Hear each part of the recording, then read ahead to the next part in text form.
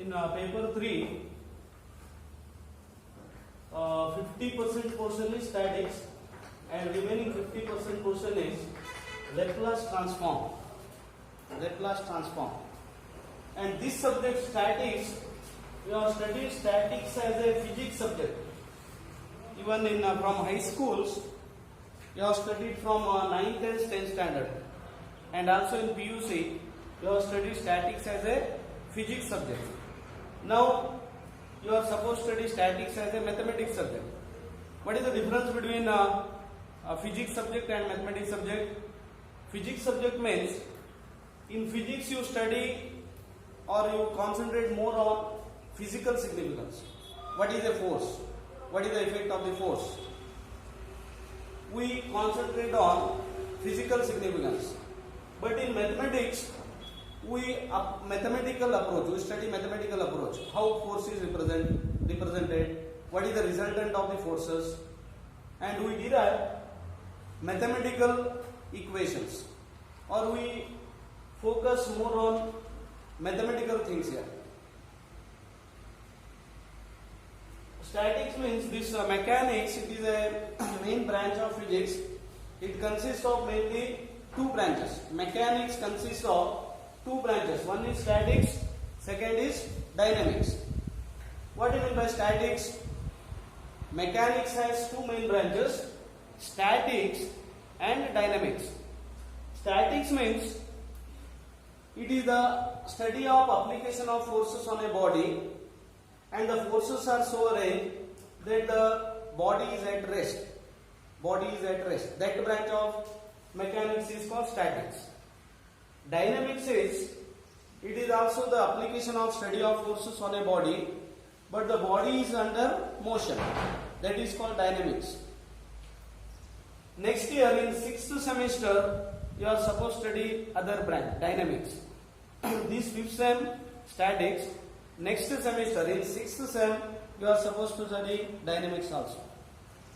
Now I start with some basic things here, or definitions. What is a force? Types of forces. What is rigid body? What is a body? What is matter? And what are components and resultant of forces? And the basic law of the resultant of forces. The basic law of resultant of forces is parallelogram law of forces. Of course, you have studied all these things, but I will start with definition. What is force? Can anybody tell what is force? Force means, I explain these things now. Force means it is an external agent which changes or which tend to change the rest of the body or uniform motion of the body. Force means it is external agent. Force means you have to apply externally, and it changes the state of rest of uniform motion of a body. Forces can be defined or classified into three types mainly. First is action and reaction. Forces can be classified into three types: action and reaction. Action and reaction means if the body is directly come into contact with another object, then it is called action and reaction. Forces exerted through or directly on the body in physical contact, then it is called action and reaction. Tension or thrust. What is tension? When do you say that the force is exerted through this type of force? If the force is exerted through a string or chain, then the force exerted through that string or chain is called tension. And thrust means, what is thrust? If you compress a rod, iron rod, then the force exerted is thrust. It is thrust. And attraction and repulsion. What is attraction and repulsion? Best example is, attraction is magnetic forces. Magnetic forces, there are attraction and repulsion, and the bodies are not in contact. the forces applied when the bodies are not in contact, they are attraction and repulsion. These are the different types of forces. Since you are all physics students, you have studied all these things, different types of forces, what is tension and how to find out the tension also. Correct? What is thrust and what are attraction, repulsion, you have studied these things. Next is, we use throughout the topic this rigid body. We consider the concept of rigid body. Did you come across this rigid body while studying physics? What do you mean by rigid body? Rigid body means if the body is such that on applying the force on a body, the shape of the body doesn't changes, then it is called rigid body.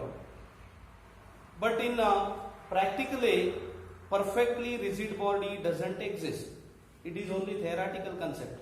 If you apply force on a body, something is changed in that body, shape of the body. However, negligible it is. Perfectly rigid body doesn't exist. It is only theoretical concept. What do you mean by rigid body? Rigid body means, we define like this: a body is said to be rigid if on applying the force on that body, shape of the body doesn't changes. Mathematically, how do you define shape of the body doesn't changes, or when do you say that shape of the body doesn't changes? Suppose it is a body. Body means portion of matter. Portion of matter is called body. And what is matter? Matter means this complete universe is either matter or energy. What is physics? You have studied physics. Physics means it is the study of universe. Study of universe. And universe consists of only two things, either matter or energy. Matter means it occupies space. Energy doesn't occupy space. Energy doesn't occupy space. Matter occupies space. And a portion of a matter is body. Suppose this is a portion of matter. Now we say that this body is rigid if the distance between any 2 points of the body doesn't changes. Distance between these two doesn't changes on applying the force on the body. Then it is said to be rigid body. And what is particle? We consider forces applied on a particle. Particle means it is a point. It is a point. It has no dimension, length or breadth. That is called a particle. And in statics we use we study the application of forces on a particle of a body. Particle. Then force means you have studied all these things. What is force? Force is a vector quantity. What do you mean by vector quantity? Force is represented by a directed line segment. Force means it has magnitude as well as direction. Therefore, it is vector quantity. Force is a vector quantity. Now, component and resultant of forces. Component resultant means, suppose forces are different forces, say PQR or P1, P2, P3. I take 3 forces. N number of forces are acting on a body about this particle. Then, if all these 3 forces can be represented by a single force, the effect of these 3 forces is same as a single force. Suppose we replace all these forces by a single force. That means the result of these 3 forces is same as a single force. Then this single force is called resultant of these 3, P1, P2, P3. And these P1, P2, P3 are called components of R. Components and resultant. What do you mean by resultant of forces? If n number of forces are acting on a body and all these n forces can be replaced by a single force, then that single force is called resultant of these forces. And these n number of forces are called components of this resultant. And what is this parallelogram law of forces? It is the basic rule or basic law to find the resultant of forces. Suppose the two forces are like this. They are acting on the same line. Suppose this is P1 and this is P2. Then what is the resultant of P1 and P2? Suppose they are acting along the same line and direction is also same here. What is the resultant of P1 and P2? It is P1 plus P2. Suppose the direction of is opposite. P2 is that of opposite to that of P1. Then what is the resultant? P1 difference P2. And the resultant acts in the direction of the greater force. That is the resultant. But suppose the two forces, they are acting through this point, say A, and they make angles theta. Suppose P and Q are two forces making an angle theta. Then how do you find the resultant of these two? Then we complete the parallelogram having these two as coterminous sides. We complete the parallelogram and the resultant of these two is the diagonal of the parallelogram through this point A. That is called parallelogram law of forces. I think you have studied this one. Parallelogram law of forces. You may get a statement for 2 marks. What is parallelogram law of forces? Then how do you state this parallelogram law of forces? Suppose two forces are acting along the two adjacent sides of a parallelogram through the point A, then their resultant is the diagonal through that point. And suppose this is R. Then what is the expression for R? Remember this one? Very long back you have studied in 11th and 12th standard, but they are very fundamental. R is given by square root of P square plus Q square plus 2PQ cos, is it theta? Cos theta. Theta cos theta. This is R. And this direction is also you can find out. How to get the direction? Suppose this R makes an angle alpha with P, then tan alpha is P cos alpha divided by, what is the formula? Remember, R is theta is alpha is given by Q sin alpha divided by P plus Q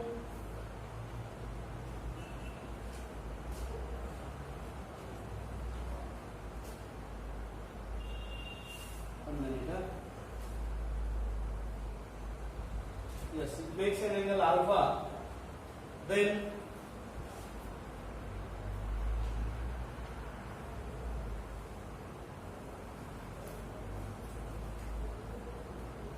R is P square Q square 2PQ cos theta, correct? Cos theta. Suppose it makes R makes an angle alpha, Q sin alpha by P plus Q cos alpha. Yes.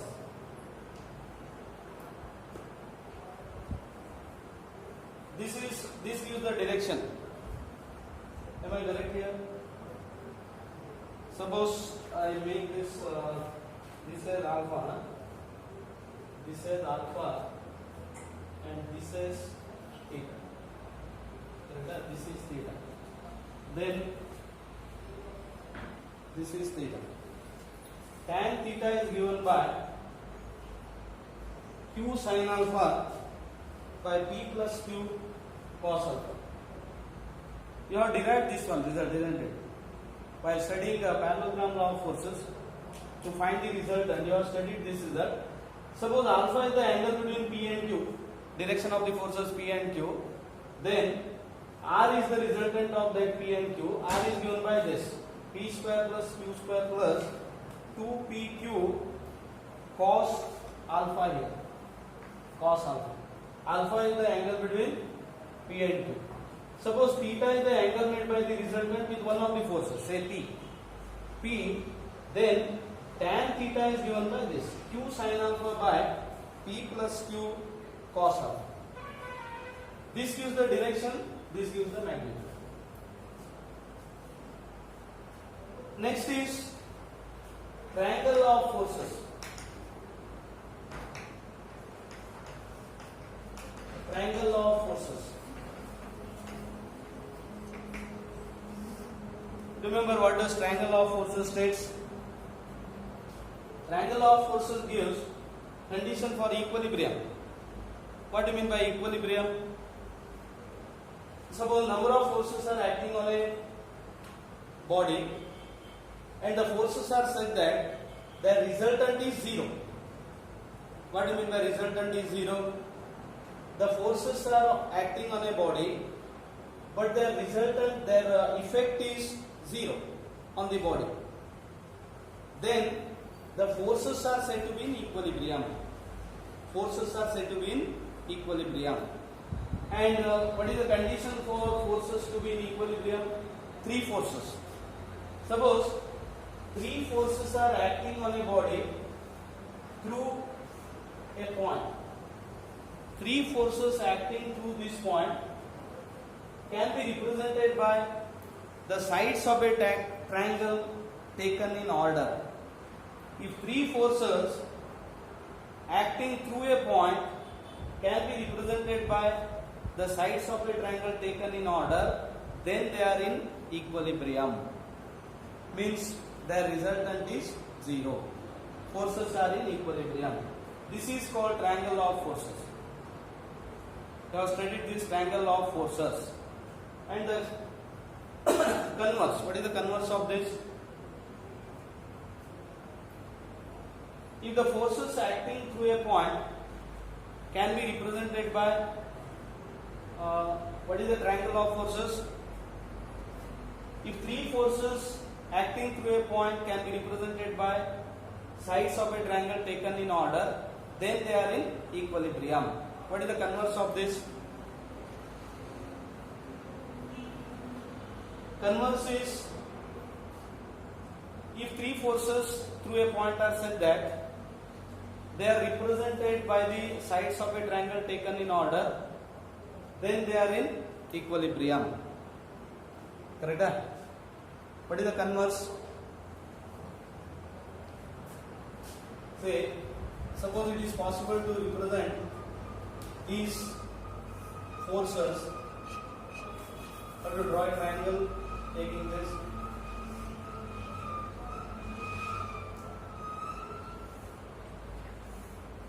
This is the triangle ABC. Correct? ABC. These forces can be represented by the sides of a triangle taken in order. Therefore, they are in equilibrium. What is the converse of this triangle of forces?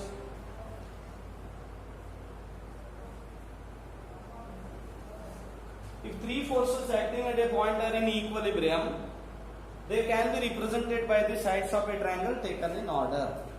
That is the converse. Correct? That is the converse. Question is here, state triangle of forces and converse of triangle of forces. Statement may be asked. Next, one more result that you have studied is Lami's theorem. Remember Lami's theorem? Anybody?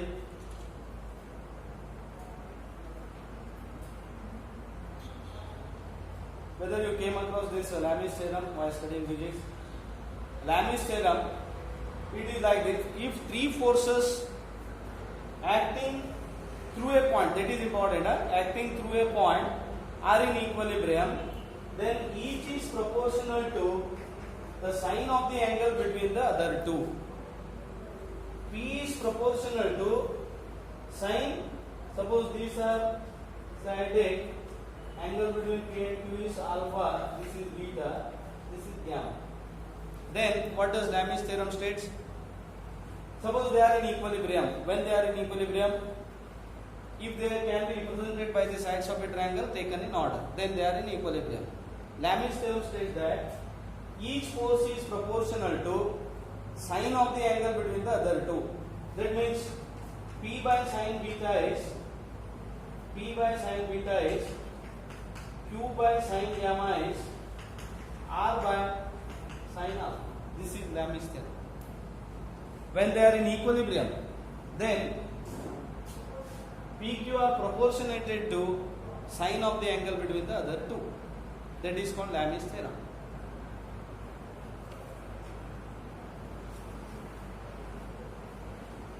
Next is polygon law of forces.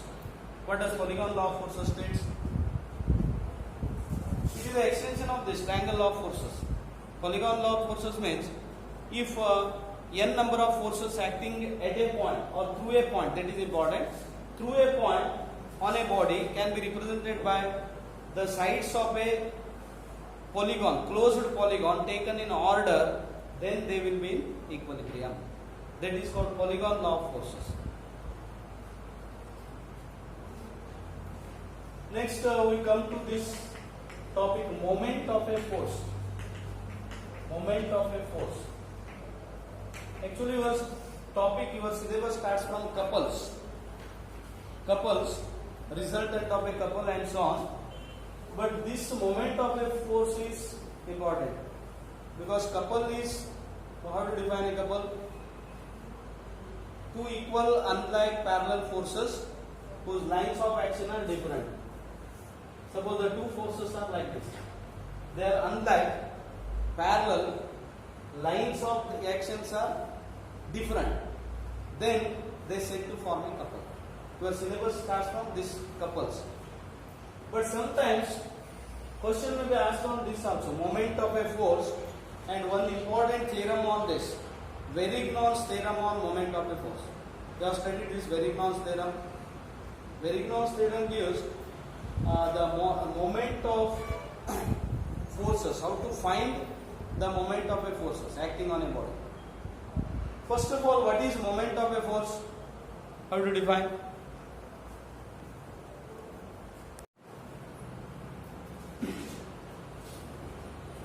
Suppose this is a body. Consider a point here. Suppose this is a point, say P, or A it is.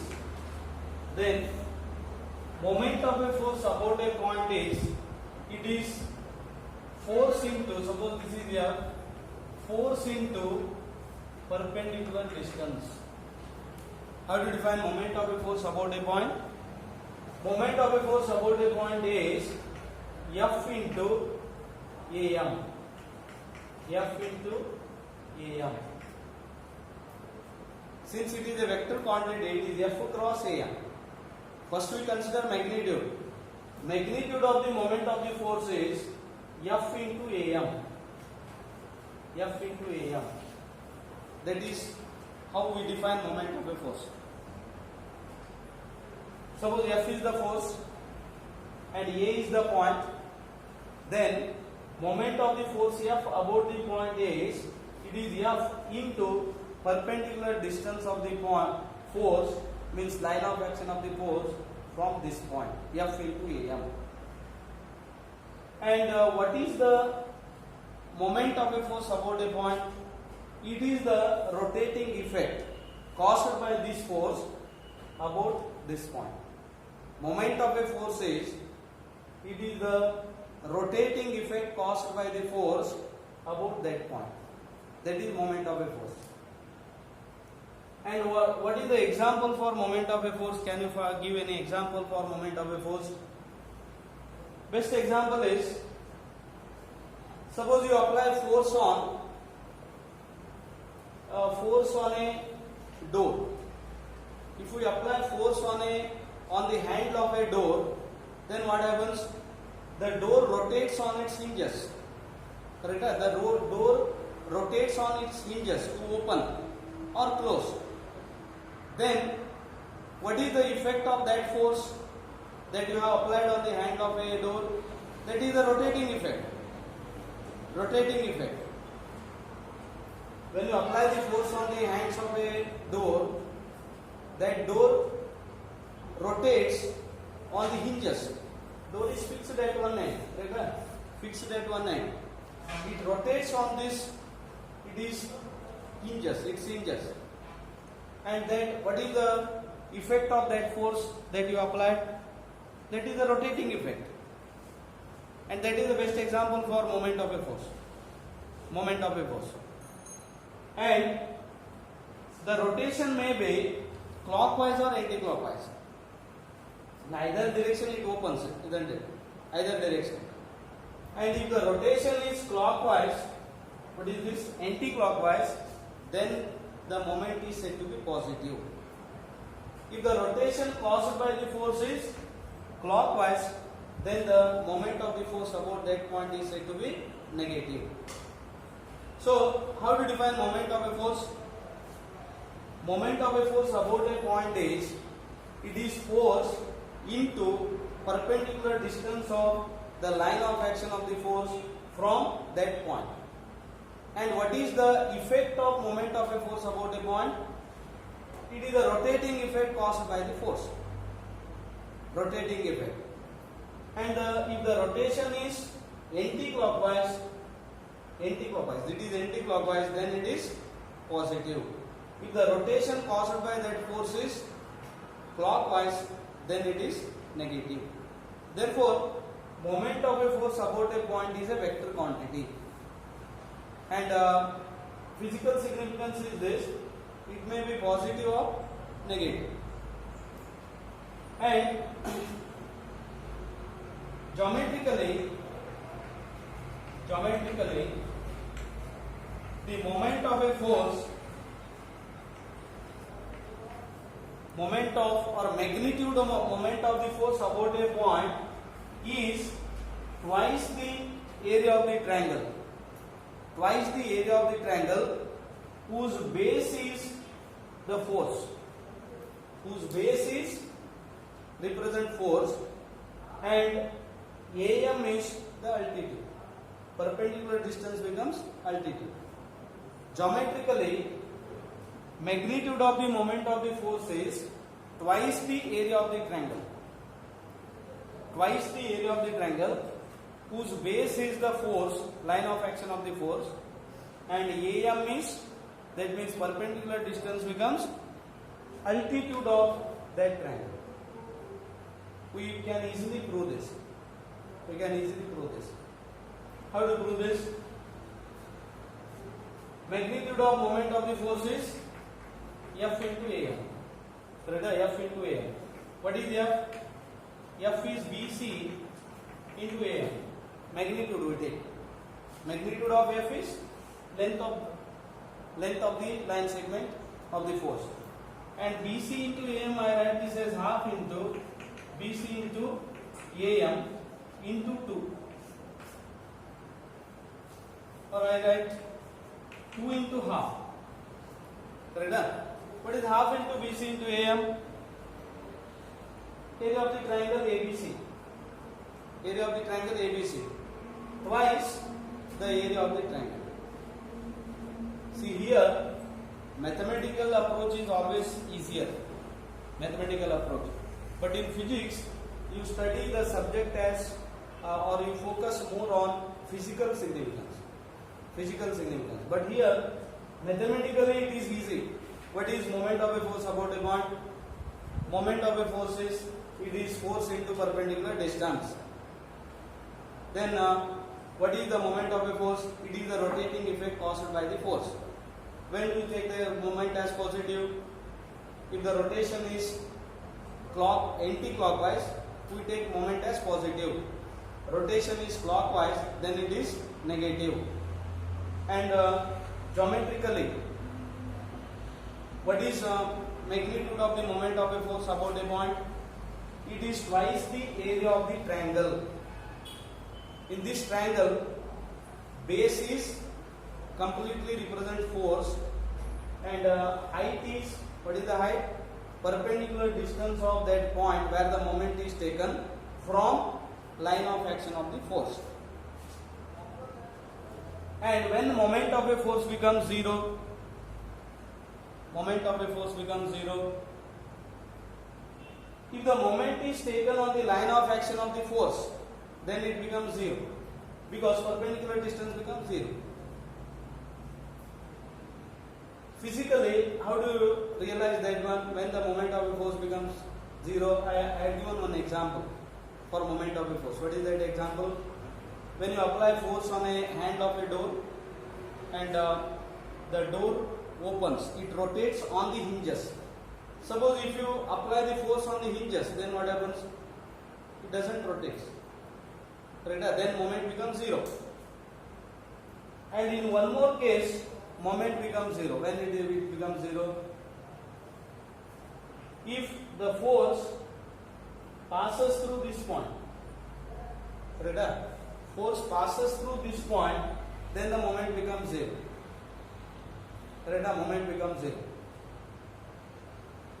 That is same as moment is taken about the hinges. Correct?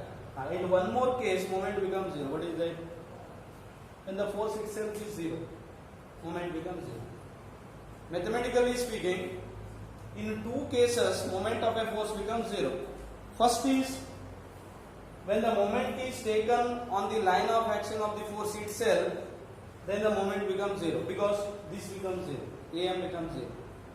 If the force itself is zero, then the moment becomes zero. This is about moment of a force about a point.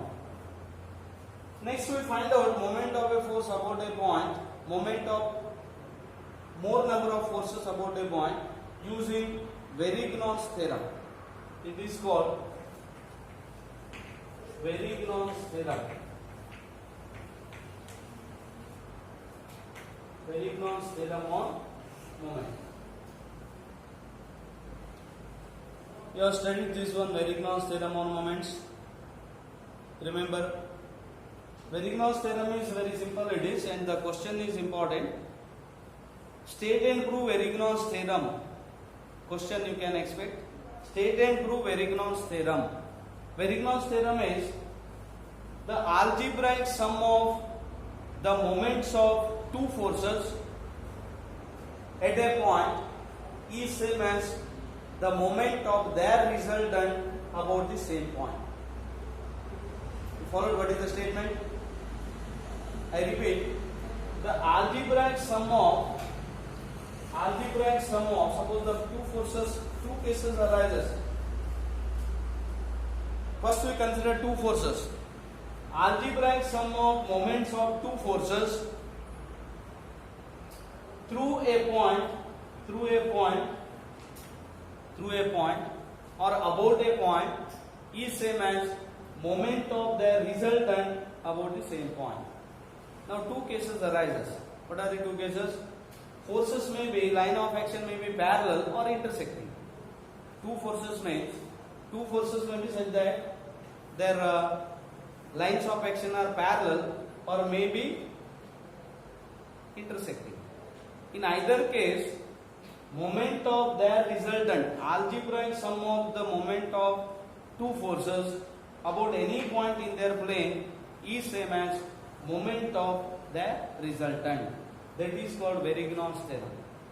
We prove this one, and this is important theorem. For 5 months, this is the first question on statics. State and prove Varignon's theorem. First I give all these things, then I prove this Varignon's theorem.